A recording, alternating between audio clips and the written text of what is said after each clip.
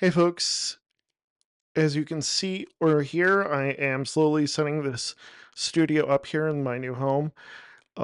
Before I go off to jolly old England to talk about Vapor, I want to release the first part of these episodes I did with Ben Scherman of NS Screencast. And I hope you enjoy this one. And the second part will be coming out next week. If you're on Patreon, you can get both right now, as well as a bonus chat I did about setting this whole studio up. So I hope you enjoy and have a good rest of your week. Welcome to another episode of Empower Apps. I'm your host, Leo Dion. Today I'm joined with Ben Scherman. Ben, thank you so much for coming on. Yeah, thanks for having me. It's really good to be here. Obviously, a lot of people know you from NS Screencast, but I'll let you go ahead and introduce yourself. Yeah, it started in a screencast in 2012. Yeah, so it's been 12 years of doing the screencasting thing, and I've also done a course on Combined Swift. We can have links to all this stuff in the show notes later. Yeah, and that's I have a couple of side apps that I work on independently. One of them is Side Mirror, which is a Mac app. I have another one called Tonal Therapy, which is for tinnitus, and that's on the iPhone. And I'm currently working on another independent app because I'm a glutton for punishment, and I can't get these ideas out of my head unless I try to build them. But then on top of all that, I'm also a lead software engineer at Nike. So that's my full-time gig. And so I'm just constantly, changing hats into different modes. Yeah, awesome. What do you do at Nike, if you mind? What apps do you work on? I work on the sneakers app. Okay. So it's for all of the sort of streetwear and sneaker community, all of the sort of hot drops. Hot drops. Hot drops, yeah. Like everything has a hot drop right now because we all gotta be like Timo. They literally measure the releases as in terms of heat level. So like there's like an atomic and a high heat, and because they have to scale traffic to accommodate the demand. It's not unlike iPhone pre-orders or Taylor Swift tickets or whatever. I mean, in a different scale, but same idea is where you have a lot of people who want the thing at that exact moment, and so that actually makes some fun design choices that you get to make on the back end and on the client. That's awesome. So we're chatting in Chicago. I've been wanting to have you on for ages, and one of the things you mentioned is kind of like slowly migrating your apps to SwiftUI. And that migration is one of my favorite topics. It's a little bit boring, but it's like, but at the end of the day, that's like good majority of what people do in the real world is like. Yeah, how often do you do file new project? Right. I did a whole video about migrating from Objective-C because there's still apps with Objective-C, and good luck trying to hire an Objective-C developer. Let's just migrate it to Swift and people will know what to do with it. Or there's just stuff you can't do in Objective-C, like SwiftUI, for instance, which we'll talk about today. But I think it's like a real world topic that a lot of people have to deal with is migrating from UIKit, in this case, to SwiftUI or something like that. When is a good point at which you're like, yeah, this is not worth me doing another storyboard or another zib or doing another programmatic layout? Let's just migrate this to SwiftUI. At what point do you think that decision needs to be made? Certainly is a nuanced question. I'm going to say we a lot because I have, alongside my independent apps, I also work on a team. And so, right. I have to consider that. For my own apps, I'm usually willing to adopt the newer thing sooner. I'm willing to sort of bite the bullet and, procrastinate by exploring some new technology or some new technique. And to me, it becomes a way for me to explore and learn and flex the muscles and all that stuff, about learning new technologies, and those I may cover in a screencaster, of course. But when you're in a company and you're on a team and you're shipping a product, some of the things are sort of low risk changes, and some of the things are high risk changes. So like a settings screen is pretty low risk, right? It's something that's not core to the app flow. A user may only go to it once ever. And it's also pretty easy to build. So it's like, that's an easy win. You could just rewrite it in the time it takes probably to update a storyboard or update a view controller and add auto layout constraints and things like that. Where things become a little bit more challenging or when they are in the core flow of your app, or if certain experiences are a must-have, and those may be challenging or missing in SwiftUI. And so for those, I think you need to, take a more cautioned approach. But I think that, nobody's going to just let you stand still for 6 months while you rewrite the whole app. And so the approach is generally going to be sort of rewrite little pieces as needed.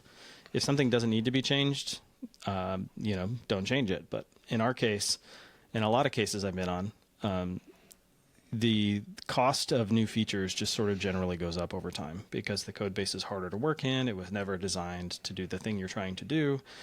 And so getting that flexibility means you have to be able to refactor the code. And refactoring the code that was written a decade ago sometimes is a little challenging. This code is probably not written by you, or it's written by people that are no longer at the company. And so I do mention this with a slight warning that it is sort of a natural programmer tendency to just be like, oh, I didn't write this, I want to rewrite it. Yeah. Like as your way of understanding, you rewrite it. And that's not a great trait, but there are cases where I know that if we have written this in a way that is more flexible, that it will adapt to the needs we have now and then some. Yeah. And so that's kind of the approach we've taken. And slowly but surely, more and more important and riskier, I say riskier, but like more important screens are being migrated. And so we do that so that we can tackle these new features and not have to deal with some legacy code that's been there for 10 plus years. And then you risk, breaking something that used to work and nobody ever understood why, things like that. And so that's kind of our approach has been to do that just one piece at a time, and slowly but surely, like the larger and larger parts of the app become SwiftUI. One of the things you mentioned in your notes is the fact that you still support iOS 16. How does that affect the migration? Like, are you like, we got to do this really delicately because we still have people on older phones, or like, how does that work? So if we rewind a year, we were supporting iOS 15. And at that time, we were like, oh, SwiftUI's rough edges are mostly sanded over, right? There were some kind of really rough things in iOS 13 and 14. But by 15, I'm trying to think of the flagpole features that they had, or was it navigation view? No, yeah, navigation view was there. Ago. Navigation stack? Or no, navigation stack is 16. Okay. I'm forgetting. Anyway. That's a long time ago. Yeah. Yeah. So we were like, okay, at 15, let's start looking at SwiftUI. And this is, 1 year ago, so we're building for iOS 17, but supporting 15. Right. And so then, implement a screen, and we ended up running into some problems, and then iOS 16 comes out, and then that's different behavior again, which is like, okay, this is, it's not nice when you have like a workaround that you did for iOS 15, and then iOS 16 comes out and changes that behavior, and that workaround either no longer works or behaves differently. Right. And so you end up with sort of this conditional code. So it is really challenging, actually, if you're not going to target the latest version, or even like N-1, it definitely is challenging. Like Apple released so many nice things in iOS 18, and I'm like, I can't use any of them. So an example of that is pull to refresh behavior. So we have a custom pull to refresh in our app, and this is implemented as a sort of taps into the scroll position of a scroll view. Okay. Any scroll view throughout the app. It does not use the UI refresh control like API because that I think is too limited to do what we're trying to do. Like one of the behaviors of the system one is that if you keep pulling, eventually it'll just start refreshing. Right. But we wanted a, like sort of a mid state of like release to refresh. So that way you can sort of see what the threshold is, and if you let go after the threshold, it refreshes. If you move your thumb back up, it doesn't. And then on top of that, you've got like the progress of that drag, so that you could do all kinds of interesting things like animate shapes or whatever. You know, you could get creative with it. Whereas Apple's is kind of boring. It's just pull to refresh and then it. And you did this all in UIKit, right? Originally, yeah. Yeah. And you say you, but I didn't do it. It was done a long ago, right? So like, again, nobody on the team now were there when it was written. And so we're like, okay, first understand how it works. Can we customize it? Yada, yada, yada. Then we go to start building something in SwiftUI, and we're like, oh, this screen is really easy. It's literally a list of things with image and text. But we needed that pull to refresh view on it. And so trying to get that to work was really tricky because we needed access to the collection view underneath or the table view. Right. And so we, looked around a lot. Introspect was the option that we went with. And at the time the newer API is definitely better, but the original API for Introspect, and for those who don't know, Introspect is a library that sort of lets you peek under the covers at what SwiftUI is doing and access some of the hidden UIKit hierarchy underneath. It is It's a glorious hack, and it's like kind of a last. It's like your last resort. And I call it the SwiftUI escape hatch. And I actually published a video on this, which is a free video in a screencast, and to show how that technique works. And so what happens is you create a UI view representable, which is a way of wrapping UIKit views and treat them like SwiftUI.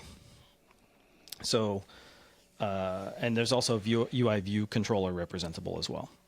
So if you add a UI view representable as like a background or an overlay that's just like an invisible view, it gets installed in a view hierarchy that has access to super view and parent controller and stuff in the case of a controller. Right. So at that point, you've like created this little thing that it gets hooked into this environment that now you can traverse. And so what it would do is it would walk up the hierarchy until it finds a known parent, and then walk back down and look at siblings to see like, oh, is this a scroll view? Is this a collection view? Is this a table view? So basically hack. The kind of stuff that you get if you were to like look at the UI hierarchy in Xcode. So like if Apple said, hey, we have a new photo picker controller, and that thing is a UIKit view controller, you could look at as view controllers, you could look at as subviews, even though those are considered like private API, you could technically go in there and fiddle with things. So the thing about SwiftUI is it hides all that stuff from you. So if you need access to the underlying scroll view or table view or collection view, I say those three separately because that distinction becomes important in a minute. Yeah. At the SwiftUI call site, you would just say introspect on a SwiftUI list. You'd say .introspect, and then the closure that you provide is passed in the scroll view. And so then you can do what you want. You can add a delegate, or you can add an observer for the content offset. Okay. And so it's like it enables you to sort of stitch these two things together. Well, so when iOS 16 came out, that broke because lists stopped being implemented by table view and instead is now implemented with collection view. So then we had to add a separate one for that. And so this is kind of like the nature of it. You're programming against an API that is not public, it's an implementation detail that Apple decides. And one day it may never be based on a UIKit view controller ever. They can do Right. whatever they want under the hood, and it's an opaque API to us. And so Introspect is certainly not a long-term solution. I do like the newer API that it has, though, where it codifies the things that are known based on an OS version. So you could say, I want to introspect this list on iOS 15, and the value you get is a scroll view. But then you can also say on iOS, do the same thing. I want to introspect it on iOS 16. The value you get is a collection view. So it sort of codifies what is known at that OS version. And so then when iOS 18 comes along, you now have a build error, and you have to like figure out what is the current way of doing that thing. So you sort of catch it right away as soon as you start building with the new tools. That's so interesting because, like, with Bushel, my VM app for the Mac, I ended up creating, like, what do you call it? View modifier. So I can then grab the NS window and add a delegate to it. And it's kind of the same idea. I would assume they're never going to go away from NS window. I would assume, anytime soon. That's a much safer assumption than some component that happens to be implemented with collection view, right? Right. But at some point that may break. Right. Many, and I know many this years in year the they future. added a bunch of Windows stuff to SwiftUI, so maybe a lot of that can be deprecated and things like that. So, that makes total sense. And it's important to know that, like, as you find these workarounds or these things, I did a series on building a Mastodon app for the Mac with Guy Rambo, and I talked to him about this idea of, like, is it a failing of SwiftUI if you have to drop down to NS view representable or UI view representable? And his take on that was, it's necessary. It's like you're always going to have to do it, right? Because SwiftUI is still a young framework. They haven't implemented every last thing, and if you don't want your apps to look and behave exactly like the Mail app on iOS, right? If you want anything custom, any kind of custom non-standard behavior, which I think the industry is moving back towards, that things that look nice and feel nice, a little bit of skeuomorphism, things like that, I think should be celebrated. A little bit of surprise and delight. Like I mentioned with the pull to refresh indicator, the stock one is super boring. And I think that you can get creative with stuff like that.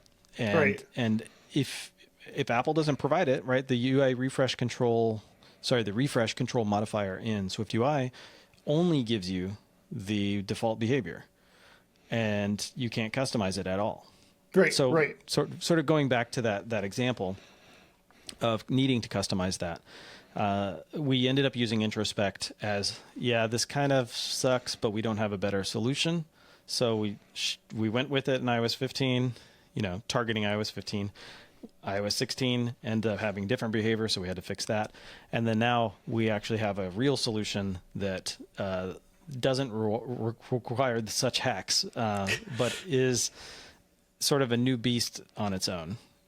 So I think that I mean, I can talk about this idea. It's sort of specific to what we were trying to do, but I think that this is kind of like the strategies that you have. If you start using SwiftUI, everything is nice and clean and neat, and you can iterate fast, and then all of a sudden it doesn't do the thing you want, and you have no view modifier that can make it do the thing you want.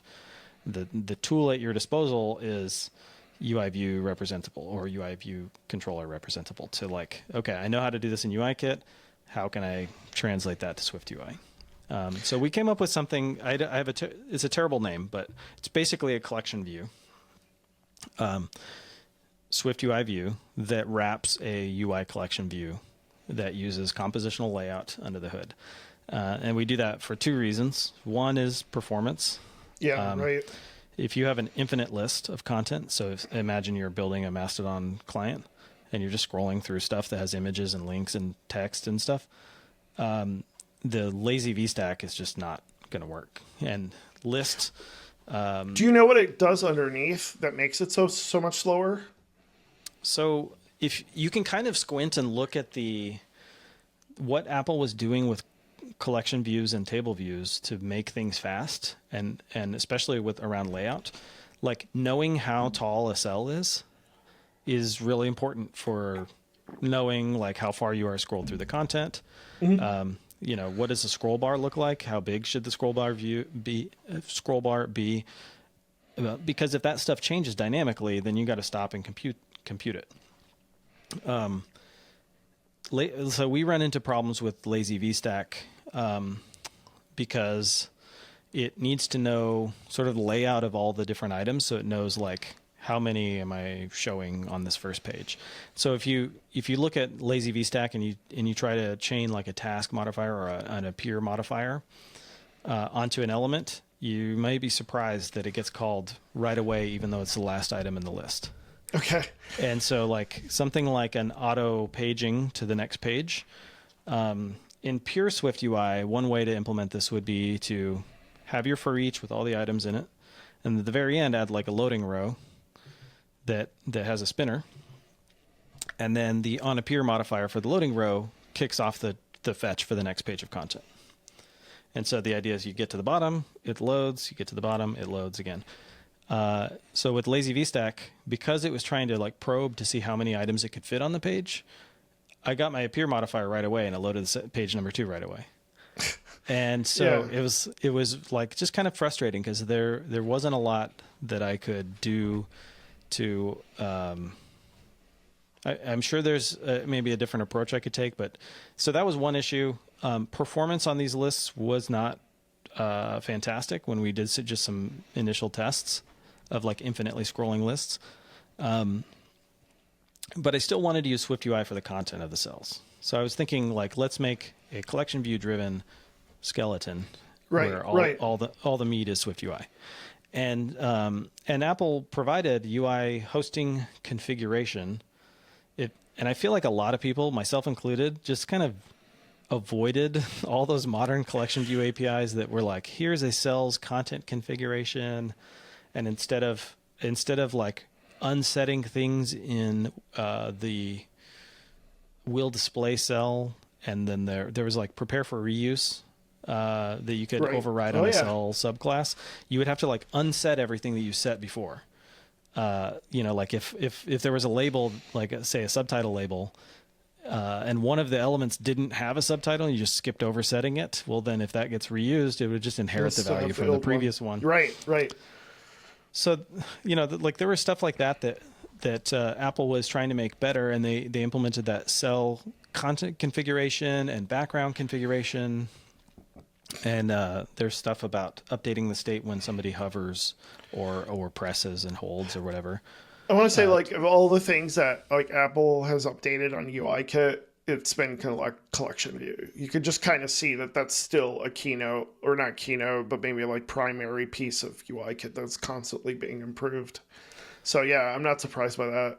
Yeah, and it's complex, and I don't love the APIs that, because they don't just like come naturally. This is a component that has been iterated on a bunch, but they also have to like have backward compatibility.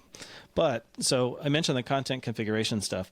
They added a UI hosting configuration where if your entire content comes from a single SwiftUI view, then you can set the cell's content configuration to a UI hosting configuration and give it a SwiftUI view. Yep. And now you've got SwiftUI cells inside of a collection view. We implemented that. I did it in a test with an infinite list of like just random emoji basically and gradients and images and stuff, so I could scroll through and see like how it behaves. Yeah. Then now that I have a collection view, I have the ability to say, and this is the kind of the behavior you want. I never want them to see a loading row at the end. Right. I would like it to be like, if you're scrolling down and you're like certain number of screen lengths from the bottom, like fetch more content. And I know collection view has a way to like prefetch rows or something like that. I'm trying to remember the API for that. But anyway, so this lets me do it because now I have access to the collection view. Because I have access to the collection view, I also have access to the raw content offset, content inset, and there's another one called, it's not isActive. It's on scroll view. I can look it up in a minute, but that's okay. So what it is so like, how do you know if you, let's say you're SwiftUI and you have a binding to a content inset property, right, which is a float, and you might think that that's all you need to do pull to refresh, right? Like if I pull down, that content inset becomes positive, right? Because as you scroll through the normal content, the content inset becomes negative, right? Right. There's our content offset. Or maybe I have that reverse. I don't remember.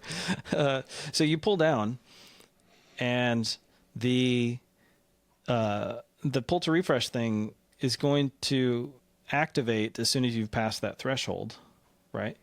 But what happens if I'm like, okay, I scroll up a little bit and then I scroll down really fast? You'll get that bouncing rubber banding behavior when you hit the top, right? Yeah. I don't want that behavior to show the partial pull to refresh logic, right? I only want it to when your finger's down.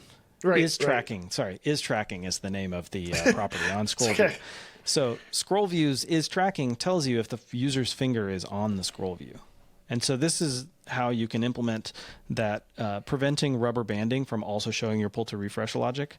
But like if you want a release to refresh part of the pull to refresh cycle, that's also useful. So you can do all that. And so I take all those values, I bundle them up into a struct, and I send them to SwiftUI land. And then all of a sudden my pull to refresh is like mega easy to implement. I can awesome. Customize it however I want. I've got a progress for how far you have to drag, which I use to animate like a little line that spreads across the header. And when that line touches the edges, that's when you're reloading. Got it. Okay. And so anyway, I had to do this by implementing a mega UI view representable component that is backed by a collection view, and I had to do my own like compositional layout, which, you know, I thought maybe I would never have to do that stuff again, but turns out it was really important. Now, the benefit of this approach, despite it being a lot more code, is this will never change, right? Like Apple can change their mind on how lists work or whatever, but this is our component. We can decide to, ditch it in the future if the Apple comes up with something better. But for instance, the scroll view stuff in iOS 18, it's going to be 2 more years before we can use it. So in that time, I need to be able to make some progress on it. Also, I don't think that the is tracking touchdown, logic is part of that new iOS 18 scroll view API. And so you would probably still need to have some sort of UI view representable, which was tracking touches down, touches began, or whatever, just to know. So I think it would be possible and probably be cleaner in iOS 18, but still I don't think goes all the way to meet our needs. Do you how do you look at a piece of code and figure out so I guess if you have a new view, if it does what you want it to do, you would go with SwiftUI. Pretty much, or try to go to SwiftUI as much as possible. If I find it to be far more productive than UIKit, and especially I haven't used storyboards in a long time. I sort of saw that wasn't what I wanted. And so I was got used to writing constraints by hand, and I can kind of get a sense for what's going on when I see constraints. But nowadays, when I look at it, I'm like, this is a lot of code to express something pretty simple. Right, exactly. And I won't say there's no scenario that SwiftUI just can't handle that constraints can, but there's very few, right? Right. I remember seeing a challenge. Somebody's like, oh, somebody implement this in UIKit. And I watched Chris Eidhoff do it, and he couldn't. And so if Chris Eidhoff can't do it, then I certainly can't. It probably can't be done. Maybe he could do it in TypeScript, but not SwiftUI. What? Gosh, now I forgot what I was gonna say. If your design team comes up with something that's like, oh my gosh, this is do you have any wiggle room to be like, you know what, we could easily do this in SwiftUI if we don't do this, this, and this? Do you have any say implementation in that? costs and difficulty and complexity and stuff like that is it's a definite conversation, and we just sometimes designers aren't aware of what are the standards on iOS, what is free, and what costs $10,000. You know what I mean? Right. And exactly. If that's not important to them, or they're like, oh, I just put that in there because it looked good or whatever. But there are going to Or be things that it's they're just an like, afterthought that's like, oh, I assumed that's what yeah. yeah.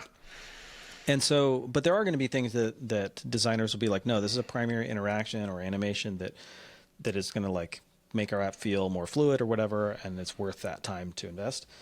I feel like the design and engineering should always be a two-way conversation, and it shouldn't be a handoff, right? Because there are things that come up that you're like, hey, actually, now that I'm in it, I realize that this is going to be really tricky because when you scroll, this other thing comes on top, and so you have to kind of come up with those solutions and workarounds and trade-offs. And I think that implementation cost is 100% part of that conversation.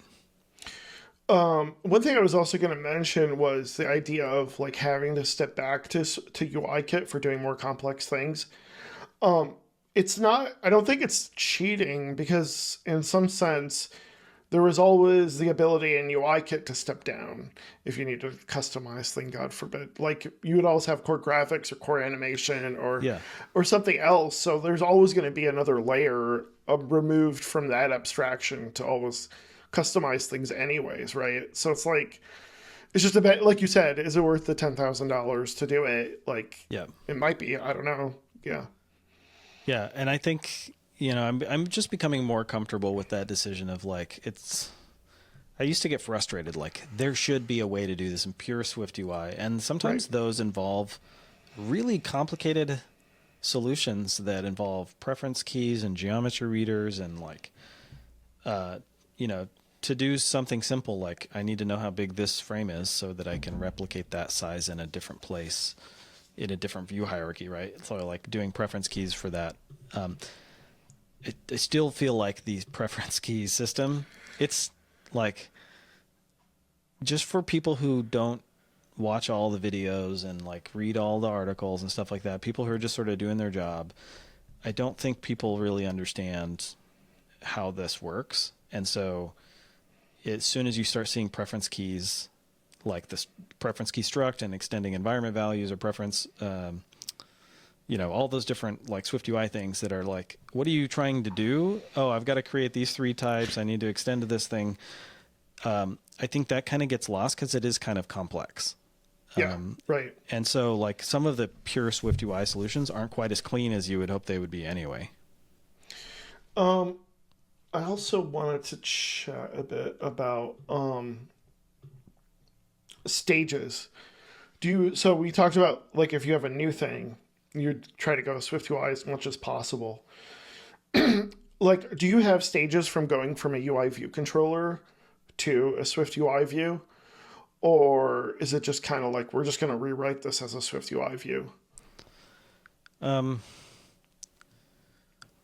I'll give you an example. For instance, okay. like when it comes to like Objective-C to Swift, like the first step is to, maybe have unit tests, perhaps.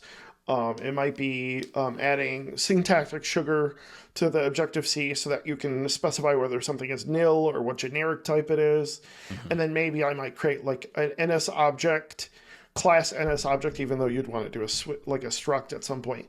You might do like a class that derives from NS object so that way it can be taken, still ingested from Objective-C while still being written in Swift. You know what I mean? Like, are there Yeah. stages you can split up a Yeah. migration? So I think that some of the things I've been talking about are both changing the architecture and the UI paradigm, right? Okay. Because you also have to consider like how does the data flow into the system, and if it's like interactable, how does that data come back out and mutate your model?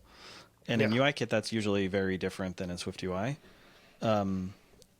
Bindings can help a lot there, because you can pass a mutable reference to a thing into a binding, and then the edit screen, for instance, can mutate it, and then when you go back, Right. it's already done. That sort of thing. But I think, if you're just sort of trying to start small and work from the inside out is probably the best approach if you're not Okay. trying to also improve the architecture as you go. Okay. So if you imagine like, I keep going back to the Mastodon example because I think most people are familiar with like social apps. Yep. Favoriting an item, right? So like say you tap on the star and it does a little dance. Right. I don't know, do that in SwiftUI and put that in your UI table view cell, and that's, one step closer. Right. Over time you'll get more confident to take larger leaps, like maybe the whole cell becomes SwiftUI before the surrounding screen becomes. Yeah, that reminds me of the whole thing with like navigation too, where it was like, yeah, I mean, you want at the outside you want that app delegate still, and then you have a hosting controller, and then you can deal with navigation that way, as Yeah. opposed to the other way where it's like, yeah, you're just gonna have an application and then work like, yeah, I think that makes total sense. You start with the smallest piece on the Navigation inside, and then is working up. really tricky.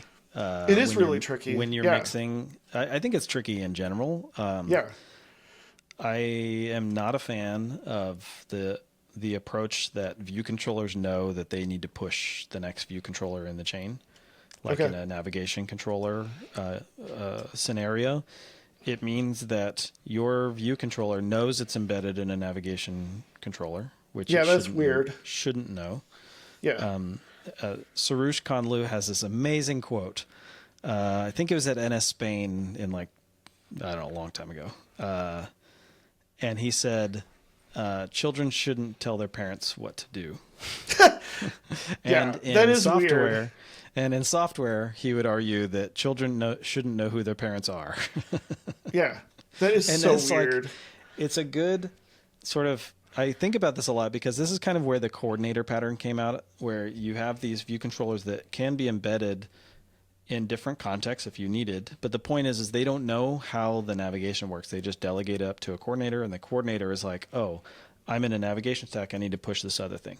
And what that allows you to do is avoid the situation where, say you have A, B, and C view controllers, and the C view controller has a couple dependencies. So now A needs to create and push B, B needs to create and push C, but B doesn't have C's dependencies to pass along. And so Right. you either use sort of what I would consider anti-patterns, which is like static service lookup, where C says, hey, give me my global dependency for this, I don't know, terms of service fetcher or whatever. I much prefer the dependency injection approach, but B doesn't need that and shouldn't even know it exists, right? So it's a Right. dependency problem where I think that these controllers creating themselves or creating their siblings is kind of a pattern that I don't like in UIKit. So this is why I mean that navigation is hard. Navigation in SwiftUI has similar problems, but I think that can be smoothed over by the fact that you can put things in the environment and then you can go 3 levels farther and then pull them out of the environment. Right. So you don't necessarily have to carry them along each step of the way. But the problem that I see is that like the model for SwiftUI navigation is either a binding to a Boolean of whether or not a thing is presented, or a binding to an array of path elements, which identify the items being presented. So like when this path element has a value of a user, I'm going to present the user edit screen. I like that sort of declarative model-based approach because then when the user dismisses the screen, that binding gets set back to nil, meaning nothing is presented. Right. But in UIKit, you don't have that. You just have push and pop. And there's no way for you to tell, for instance, if you want to model this in SwiftUI, but then part of this is a UIKit view hierarchy. Yeah. It becomes difficult. Like how do you present something in UIKit and then bubble up the fact that they dismissed to a SwiftUI binding so that it can be modeled appropriately in SwiftUI. And I found, I was introduced to this idea from the Point Free video series. They have a recent series on UIKit, sort of building observable models and sort of adapting SwiftUI's tools to UIKit. And it's a really, really great series. And they implemented a onDianet class that holds onto a closure. And then you assign that onDianet handler as an associated object. So you're going way back to Objective-C runtime trickery. Set that as an associated object on the view controller. And that way you don't have to touch the view controller that you're presenting at all. It doesn't need any new API. It just has this this extra bit of state that is attached to it by the Objective-C runtime system. And so for folks that aren't aware, there is a Objective-C, like objc underscore set associated value and get Yep. associated value. Basically, you can deep dive into the object and do whatever the heck you want with it. Yeah. Yeah, and so like this is a way to like sort of piggyback some storage onto the life cycle of another object. And so what you would do there is you just assign this on DNet helper as an associated object, and then when that view controller goes away, it clears out that on DNet object that you just set. And so the idea is that in the DNet of the on DNet helper, you execute the closure. So that gives you a hook that you can apply to any UI view controller. When you're talking about go ahead. Yeah, so the idea there is that you that's where you set the binding back to is presented false or nilling out the presented model, whatever your binding is. There's those two different flavors of one that is just a true false and one that takes like an item. I was just thinking back to like any work I've done with web development. I still do some like Vue.js stuff and like some TypeScript, and I'm like, how did they do navigation? And then I was like, well, either the parent is responsible for it or it uses the URL. And I'm like, that sounds a lot more like what you were saying about using the path thing, right? Where you have an enum of the path and you have an environment variable. It's like, that's basically what that is the URL can be constructed to say, hey, I handle all /admin. Right. And from that point onward, and then from inside of admin, you have admin/users or whatever, and then that one has a sub route of users /25. And you almost you could kind of do that, right? You sort of could do that with like an associated URL too, right? So like you can do it with deep links. Or deep links. Sorry, that's what I meant. Yeah. That system is kind of confusing. Yes, it is. But it does work. But I like the path element approach that Navigation Stack uses in iOS 16. So the SwiftUI binding to that item that you can mutate because some other UIKit thing did a DInit is really, really helpful and allows us to do things like we have a flow that you have to go through as like sort of like onboarding, and this has to be checked every time you log in, and we need to make sure that your locale is in a supported locale for like the markets that we operate in, and that you've agreed to or you've confirmed on like a mobile number. So there's a bunch of sort of checks, and it goes through this state machine to say like, okay, I'm going to go from here to here. I'm going to check that, and if it's not there, I need to pause here, present some UI, let the user go through that flow, and then come back to that spot. Yep. And that is a pure Swift just model of the walkthrough the user has to go through.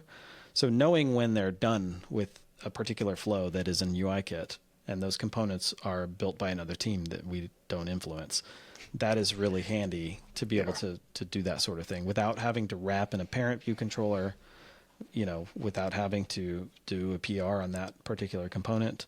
So the other thing, though, is really, really important. I think it's really easy to or not realize that you have retained cycles in a view controller, which would lead to that view controller never being deallocated, and then your on-DNet would never get called. Yeah, if you're using like combined subscriptions and you do like .assign to inside of a view did load, it's just so easy to do. It's so tempting to do that, but that if you assign to anything, it's basically calling self.value equals new value and capturing that self. And so if the self is holding on to the subscription and the subscription is holding on to self, then that view controller just never goes away, right? This is a common thing with. Could you do like a disappear and like cancel on disappear or something, or like what can you do to like? You could. I'm just trying to think of ways to like go. That. Yeah, and then the real answer is usually just do a sync, and in the sync closure do weak self, so that way you're never capturing self. But I think just knowing what a retain cycle looks like, you should be able to spot it pretty quick with closures, right? Like I think with async streams, this is also a big problem, that it's not always obvious that you're retaining self. Yeah, right. Especially because tasks have an implicit self. So it's like you can just call methods directly. And so I think it can hide retain cycles. So I would definitely say use the, use a memory graph debugger. There are some other tools you could use, like Krzysztof Zablowski has a tool called Lifetime Tracker, which you can say like, hey, I only ever want one of these screens to be created ever, one of these view controllers. Mm-hmm. And so basically it creates like a global counter, and it asserts if you ever get more than your... Oh, that's awesome. So for instance, like user profile controller, there should literally only ever be one ever. And if there's ever two, crash. And crash via like debug assertion, which is really nice because you want to catch these things early. Yeah. Yeah, totally. Yeah, that's awesome. We'll put links to all that stuff. Is that okay? Okay. Well, Ben, thank you so much for joining me for today's episodes. We'll be talking more in the second part about SwiftUI and UIKit and migration, as well as some stuff about Swift packages. So be sure to be on the lookout for that. You can find me as well. My website is benscherman.com. Ben, where can people find you online? And I'm on Mastodon at bens@mastodon.xyz. And my website will have links to things like NS Screencast and Combined Swift and some of the other apps I work on.